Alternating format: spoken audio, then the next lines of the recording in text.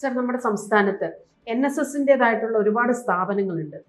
പക്ഷേ പേരൻസ് ഒന്നും മക്കളെ അധികം നന്നായിട്ട് പഠിക്കണം എന്നുള്ള ആഗ്രഹിക്കുന്ന പേരൻസ് തീർച്ചയായിട്ടും അവർ NSS സ്ഥാപനങ്ങളിലേക്കൊന്നും കുട്ടികളെ വിടില്ല. കാരണം അതിൻ്റെ ഒരു അവസ്ഥ അത്ര ദയനീയമാണ്. അതേസമയം ക്രിസ്ത്യൻ സ്കൂളുകൾ ഇഷ്ടം പോലെ ഉണ്ട്. പക്ഷെ അവിടെ ഒരു സിസ്റ്റമാറ്റിക് ആയിട്ടുള്ള ഒരു സ്റ്റഡിയും ആ അക്കാദമിക് കരിക്കുലം വളരെ ഡെവലപ്ഡ് ആണ് താനും. എന്തുകൊണ്ടാണ് NSSൻ്റെ ഇത്ര ശോചനീയം? ഇത്രയും അധികം സ്കൂളുകളും ഫണ്ടും ഒക്കെ ഉള്ള NSS എന്താണ് അക്കാദമിക് ആയിട്ടുള്ള ആ കരിക്കുലത്തിന് കുറച്ചുകൂടെ ഇംപ്രൂവ്മെന്റ് കൊടുക്കാത്തത്? ചോദിച്ചാൽ നല്ല മൂത്ത നായന്മാർ, മക്കളുടെ മക്കളും ഒക്കെ പഠിക്കുന്നത് ക്രൈസ്തവ വിദ്യാഭ്യാസ സ്ഥാപനങ്ങൾ. CP ജോൺ പറഞ്ഞതുപോലെ പ്രിയദർശിനി സൗജന്യ യാത്രയ്ക്ക് ഇടിച്ചു കയറും. മക്കളൊക്കെ പഠിക്കുന്നതോ അൺഎയ്ഡഡ് സ്കൂളുകളിലും ഒക്കെയാണ്. അപ്പൊ ഈ തരത്തിലുള്ള കാര്യങ്ങളാണ്.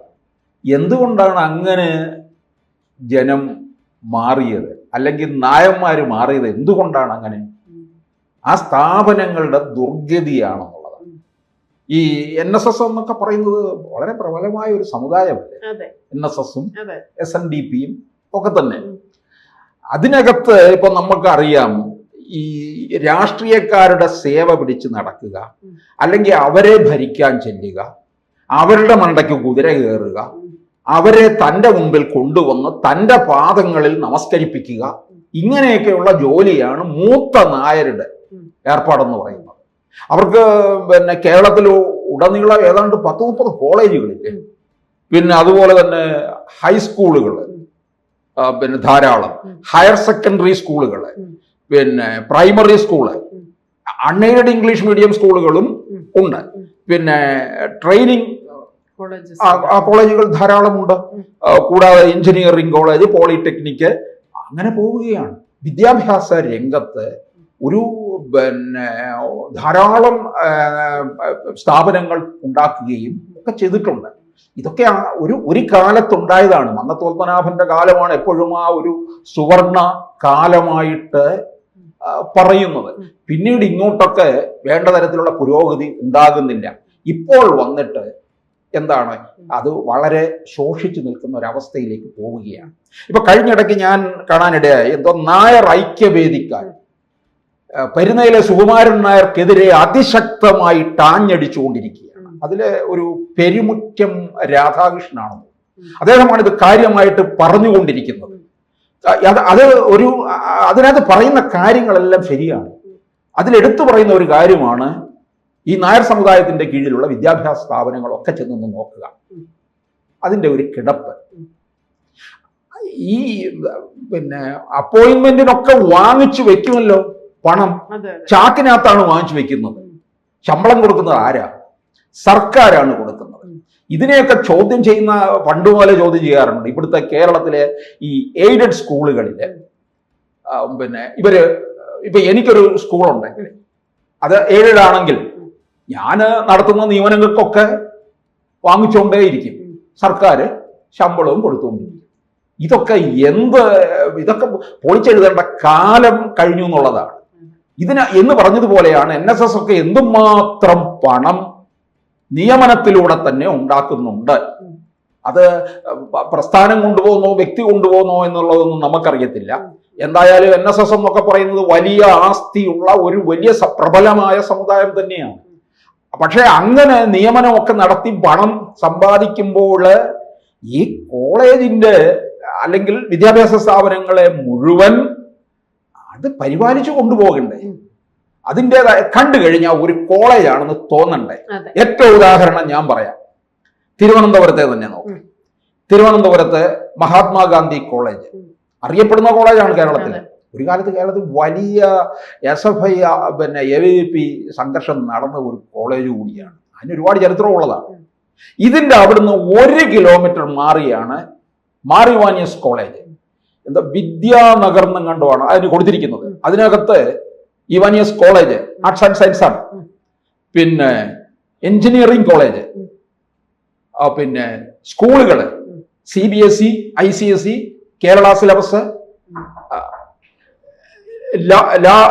നിയമത്തിന്റെ കോളേജ്, അങ്ങനെ ധാരാളം സ്ഥാപനങ്ങൾ അതിനകത്തുണ്ടെന്നുള്ളതാണ്.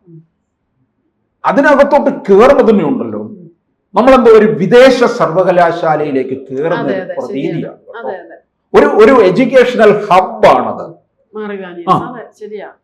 ഒരു പിന്നെ അതിൻ്റെതായ ഒരു ചിട്ടയിലാണ് പോകുന്നത്.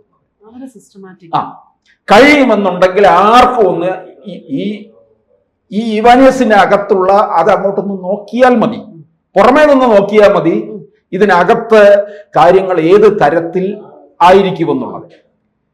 ഈ MG കോളേജിലേക്ക് ഒന്ന് നോക്കാം. പുറമേ നോക്കുമ്പോൾ തന്നെ കാണും, അയ്യോ നമ്മൾ പണ്ടൊക്കെ ആണെങ്കിൽ ഇങ്ങനെ കിടക്കുന്നതിനെ ഉടനെ പറയും ശ്മശാനമെന്നൊക്കെ. ശാന്തി കവാടം തന്നെ നോക്കാം, എത്ര അതിമനോഹരമാക്കി മാറ്റിയിട്ടുണ്ടെന്നറിയാം. അതിനകത്ത് പോലും ഈ പിന്നെ ഒരു ചെടികളൊക്കെ വെച്ച് പിടിപ്പിച്ച് ഒരു ഉദ്യാനം ഒക്കെ ആക്കി മാറ്റിയിട്ടുണ്ട്. അല്ലാതെ ശാന്തി കവാടം എന്ന് പറയുമ്പോൾ, അല്ലെ ശ്മശാനം എന്ന് പറയുമ്പോൾ അത് പിന്നെ അങ്ങ് ഈ മാലിന്യം പോലെ കാണേണ്ട ഒന്നല്ല. നിരവധി പരേതരോട് നമുക്കുള്ള ഒരു ബഹുമാനം കാണിക്കേണ്ട ഒരു സ്ഥലമാണ്. അതുകൊണ്ട് തന്നെയാണ് തിരുവനന്തപുരത്തിന്റെ പഴയ മേയർ ജയൻ ബാബു ONV കുറുപ്പിനെ കൊണ്ട് ഒരു പേരിടിയിച്ചു.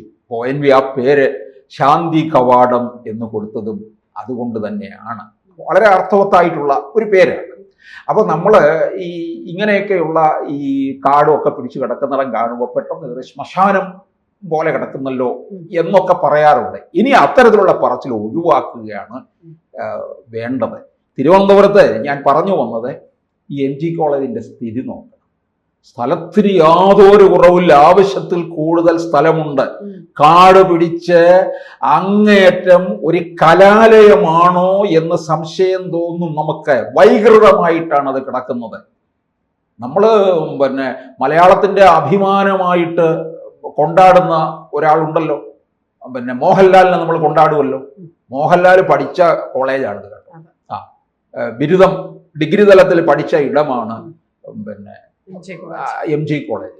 വേറെ ഏതെങ്കിലും കലാലയം, അതായത് ക്രൈസ്തവ കലാലയമായിരുന്നുവെങ്കിൽ, ഇവാനിയസ് കോളേജോ മറ്റോ ആയിരുന്നെങ്കിലുണ്ടല്ലോ, അവരിത് ഗംഭീരമായിട്ട് ആഘോഷിച്ചനെ. ഒരു മോഹൻലാലിന് ഫാൽക്കെ അവാർഡ് കിട്ടിയപ്പോൾ തന്നെ വിളിച്ച് ആദരിക്കുമായിരുന്നു. ഈ നായറാന്ന് പറഞ്ഞ് നടക്കുന്നത് എന്താണെന്നാണ് ഞാൻ ചോദിക്കുന്നത്. ഒരു നടനെ വിളിച്ച് ആദരിക്കാനുള്ള ഒരു മര്യാദ പോലും കാണിക്കുന്നില്ലല്ലോ. അവർക്കിത് ആഘോഷിക്കാമല്ലോ. ഇപ്പോഴും ഇവാനിയസ് കോളേജ് അവർ ആഘോഷിക്കുന്നുണ്ട്. ജഗതി ശ്രീകുമാർ പഠിച്ച ഇടമാണ്.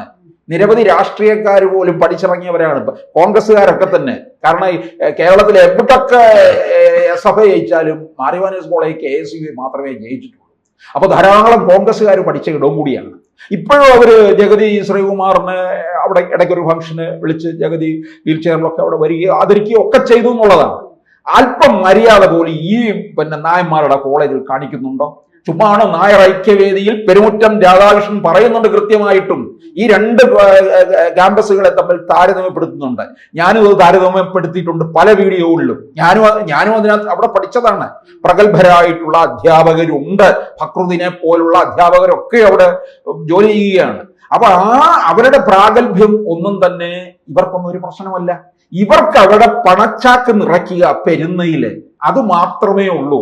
എന്നിട്ട് വലിയ പ്രൗഢിയും കാണിച്ച് കുമ്പയും തിരുമി അവിടെ ചാരികസേരയിൽ കിടക്കുകയാണ്. എൻ്റെ കാല് പിടിക്കാനും എൻ്റെ കാലിൽ തൊട്ട് വന്നിക്കാനുമായിട്ട് മറ്റുള്ളവരിങ്ങ് പോരെ എന്നുള്ള ഹുങ്കോടുകൂടി കഴിയുകയാണ്. അപ്പൊ ഞാൻ പറഞ്ഞു വന്നത് ഇതേ സ്ഥിതി തന്നെയാണ്. ഇത് കൺമുന്നിൽ നമ്മൾ കാണുകയാണ്. തിരുവനന്തപുരത്തിന്റെ നഗര ഹൃദയത്തിലാണ്, കേശവദാസപുരത്തെ, പഴയ കറ്റച്ചക്കോണം എന്നാണ് കേശവദാസപുരത്തിന്റെ പേര്. അപ്പൊ അവിടെയാണ് ഈ കോളേജ് നിലനിൽക്കുന്നത്. മഹാത്മാഗാന്ധിയെ പോലും അവഹേളിക്കുകയാണ് ഈ നായർ സമുദായം ചെയ്യുന്നത്. അപ്പൊ ഇത് MG കോളേജിന്റെ സ്ഥിതിയാണെങ്കിൽ കേരളത്തിൽ ഉടനീളമുള്ള നായർ കോളേജുകളൊക്കെ ചെന്ന് നോക്കാൻ ഇതിനും അപ്പുറമായിട്ട് കിടക്കുകയാണ് ചെയ്യുന്നത്. ഇത് നോക്കി നടത്താൻ വയ്യെന്നുണ്ടെങ്കിൽ ഇടിച്ചു നിരത്തിയിട്ട് ചൊറുതന നടാൻ പറ, അതായിരിക്കും ഏറ്റവും നല്ലത്.